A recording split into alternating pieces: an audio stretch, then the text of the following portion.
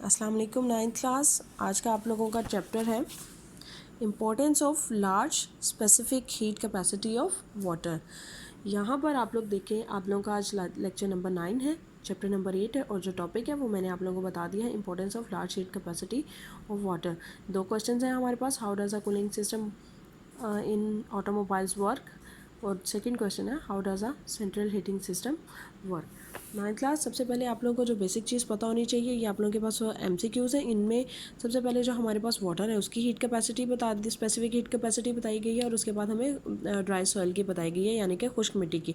जो वाटर है उसकी स्पेसिफिक हीट कैपेसिटी देखें आप लोग, specific heat capacity of water is 4200 joule per kilogram per kelvin and that of dry soil is about 810 joule per kilogram per kelvin है।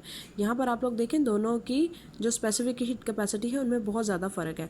पानी की स्पेसिफिक हीट कैपेसिटी की जो एग्जांपल है वो आप लोगों को इस तरीके से दी जा सकती है कि जो हमारे पास सी एरियाज़ हैं, आप लोगों ने देखा होगा कि उसके अराउंड जितनी भी प्लेसेस हैं वहाँ पर जो टेम्परेचर है वो तकरीबन सारा साल एक सा ही होता है, बहुत ही मामूली हद तक वहाँ पर चेंजिंग आती हैं।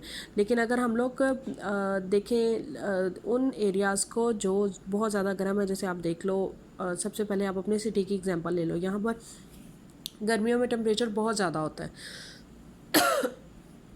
गर्मियों में टेम्परेचर ज़्यादा होता है किस वजह से कि जो हमारे पास ड्राई सॉइल है, जो खुश्क मिट्टी है, उसकी जो स्पेसिफिकेशन है वो ये है कि ये हीट को अपने अंदर जज़ब कर लेती है, उसको एब्जॉर्व कर लेती है, और इसीलिए जो ड्राई सॉइल है उसका टेम्परेचर बढ़ना शुरू हो जाता है। As a result the temperature of soil would increase 5 times more than the same mass of water by the same amount of heat. Thus, the temperature of land rises and falls more rapidly than that of the sea.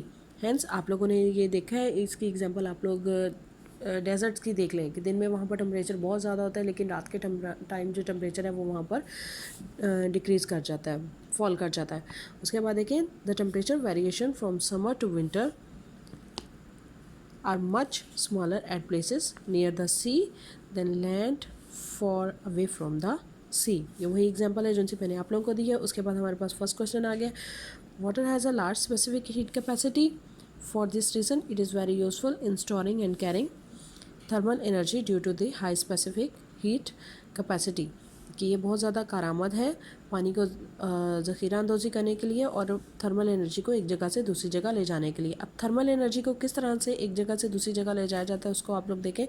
The cooling system of automobile uses water to carry away unwanted thermal energy. Cooling system automobile में इस्तेमाल किया जाता है thermal energy को एक जगह गैर ज़रूरी थर्मल एनर्जी को बाहर निकालने के लिए। इन automobiles large amount of heat is produce by it's engine. Automobiles में बहुत ज़्यादा मकदार में इंजन से हीट प्रोड्यूस होती है, due to which its temperature goes on increasing, जिसकी वजह से इसका टेम्परेचर बढ़ जाता है। The engine would cause unless the engine would cease unless it is not cool down. Engine तब तक प्रॉपर काम नहीं करेगा जब तक ये ठंडा नहीं हो जाता।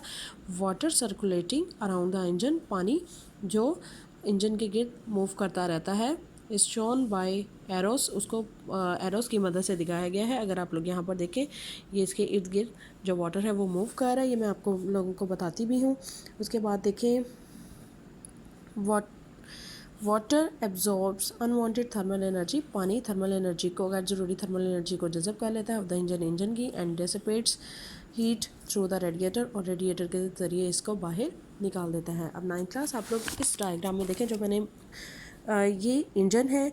इंजन में जब बहुत ज़्यादा हीट अप हो जाता है तो उसमें से एनर्जी प्रोड्यूस होनी शुरू हो जाती है। जब इसके ऊपर हम लोग वाटर डालते हैं, आप लोगों ने अक्सर देखा होगा कि जब आप लोग गाड़ियों में ट्रैवल करते हैं तो आप लोग अक्सर सुनते हो कि गाड़ी का इंजन गर्म हो गया, फिर उसके लिए वाटर बॉटल्स भी रखी जाती हैं जब इंजन के ऊपर उसको पानी को गिराया जाता है। फिर इसके ऊपर जब पानी हम लोग डालते हैं तो पानी डालने से क्या होता है कि जो इसकी थर्मल एनर्जी है वाटर उसको एब्जॉर्ब करना शुरू कर देगा, और फिर यहाँ पर इसके साथ साथ पाइप कनेक्टेड होते हैं।